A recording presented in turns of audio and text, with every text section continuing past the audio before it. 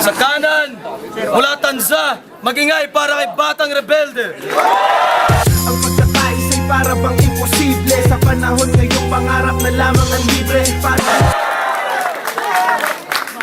Unang banat kay Batang Rebelde, tahimik lo. Yo, magsimula tayo sa mababaw na pambabara. Ang pangit mo tol, mukha kang paa. Pero macho yung wangkata at yung kutis niya maganda. Kamukhang kamukha mo si Machete. Nung kahoy pa lang siya. Pero yun ay mga lumang linya ko na hindi ko naibuga nung barako na sobrang applicable lang sa pagmumukha mo at sa estilo mong hindi marunong sumabay sa pagbabago. Isang malaking karangalan para sa akin ng lumaban kay Zaito, ang intelihenteng hunyangong nagmula sa mundo ng kadiliman, na madalas iwan ng kanyang kaibigan at pandirihan ng mga kababaihan dahil sa katangian niyang hindi pangkaraniwan. Isinilang ka kasi sa mundo na dala ang sumpa ng kapangitan, kaya sa tuwing kaarawan mo nagdidilim ang kalangitan. Kawa-awang nilalang, mas kadiri ka pa sa taong grasang sinumpa, kinulam at nausog. Yung balat mo kasi tinutubuan ng kabute sa tuwing nakakarinig ka ng kulog. At kaya ka naging kulay tutong kasi tuwing tanghaling tapat sa bubong ka ng bahay nyo madalas magtulog. Hindi ka na dapat sumasalang sa sunugan kasi matagal ka ng sunog. Pero bakit nga ba sobrang itim niya? Siguro nung bata pa siya, pinangarap niya maging hari ng mga pirata. Kaya pati si Monkey Dalupi na nakakain ng sinumpang prutas ng goma-goma, binalak mong talunin.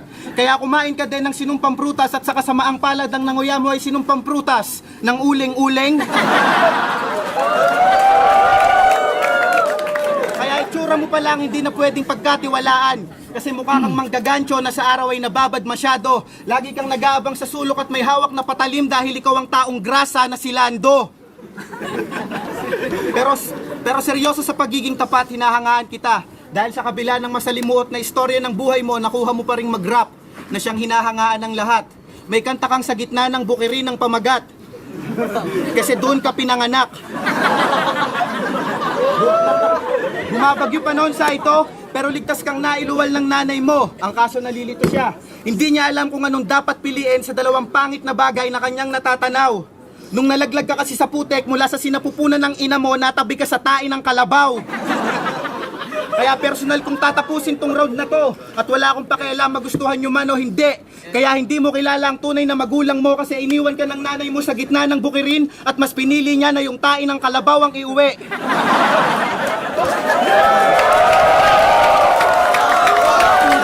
Pangalawang banat kay Batang Rebelde. Sa mukha mo, hindi. Sa mukha mo ako nagulat. Freestyle ang baon mo kasi hindi ka marunong sumulat. Ref and aircon technician ka, di ba? Kaya pala sobrang presko mo. At sa sobrang hangin mo, pati mga fans mo nahahawa na sa'yo. Kasi pagpasok ko sa venue kanina, may narinig ako isang grupong nagbubulungan. At ang sabi, yan ba si Batang Rebelde? Yung putapeteng kalaban ng idol natin si Saito? Siguradong tepok na yan. Sinasabi nila yon ng walang sapat na basihan. Yung mga tagahanga mong yon, puro hangin lang, sa madaling salita, electric fan. At una sa lahat, hindi bagay sa'yo yung pangalan mo. Saito? Bakit hindi na lang zombie?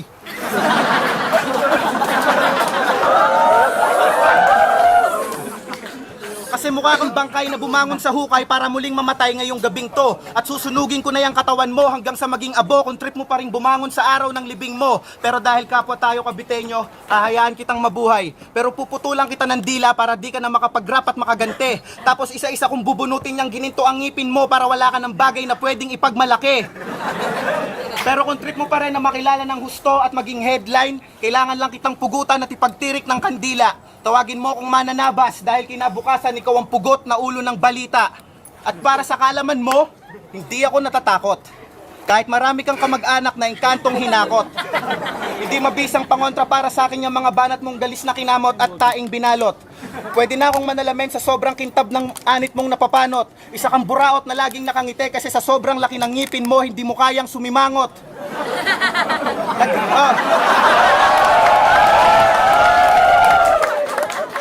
Nagtanggal pa ng balanggot. Gusto pa yatang magpasiklab. Yun pala, ipapakita lang yung anit niyang makintab. Alam kong nakakaramdam ka na ng kilabot, pero bukod sa mga bara ko ay ang haba ng bawat rounds ko ang literal na dapat mong ikatakot. Dahil bawat bigkas ni Anigba ng 90 seconds kay Batang Rebelde ay isa't kalahating minutong lirikal na masaker at gulpi-digulat ang iyong inaabot. Kaya sigurado, napatay ka nilang makikita sa gitna ng entablado at ang mga lirikong dumurog sa butot laman mo ang makikitang sanhi kapag idinaan ka sa otopsiya ng mga hurado. Kaya imbis na magpanggap kang matibay, humanap ka na lang ng kakapitan. Yun lang ang nararapat. Dahil sa labang to, ikaw ay marupok na bahay kubo at ako'y hanging habagat. At kung nasa karagatan tayo ni Harlem, sa pangalan ko'y maglingkod ka lang dapat. Dahil ako'y batang hinete sa karagatan at ikaw ay kabayong dagat. Mga banat kay Batang Rebelde. Game. Saksihan ko ng live yung makasaysayang battle mo sa universikulo nung nakaraang linggo. Respeto kay Basilio. Yung laban na yun ay sobrang tindi rin.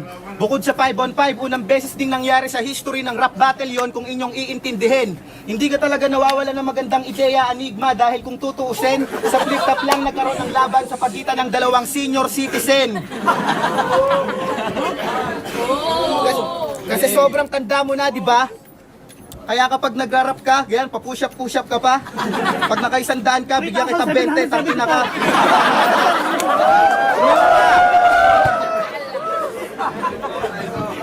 Kasi sobrang tanda mo na, di ba? Kaya pag tinanong kita kung ilang taon ka na, malamang hindi ka makasagot. Ilang taon ka na, fuck you ka, panot. Tapos nilaban ka nila sa isang bata na naging rebelde dahil sa lirikal na pakikipagdigma.